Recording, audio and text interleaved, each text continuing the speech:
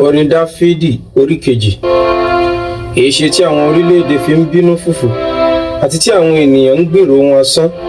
Àwọn ọba ayé kẹ́sẹ̀ jọ, àti àwọn ìjòyè ń gbìmọ̀pọ̀ sí Olúwa àti sí ẹni òróró rẹ̀ pé, ẹ jẹ́ kí a fa ìdè wọn já, kí a sì mú okùn wọn kúrò lé ọ̀dọ̀ wa. Ẹni tí ó jókòó lé ọ̀run yóò rẹ́rìn-ín, Olúwa yóò yọ sùùtì sí wọn.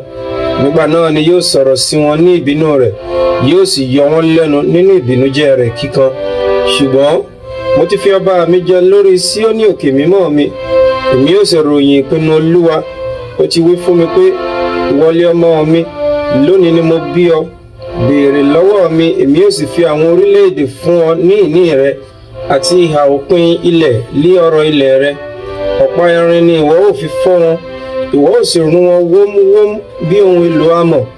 Ǹjẹ́ nítorí náà kí ẹ̀yin kí ó gbọ́n, ẹ̀yin ọba, kí a sì kọ́ yín, ẹ̀yin onídàájọ́ ayé. Ẹ fi ìbẹ̀rù sin Olúwa, ẹ sì máa yọ̀, tí ẹ̀yin ti ìwárìrì.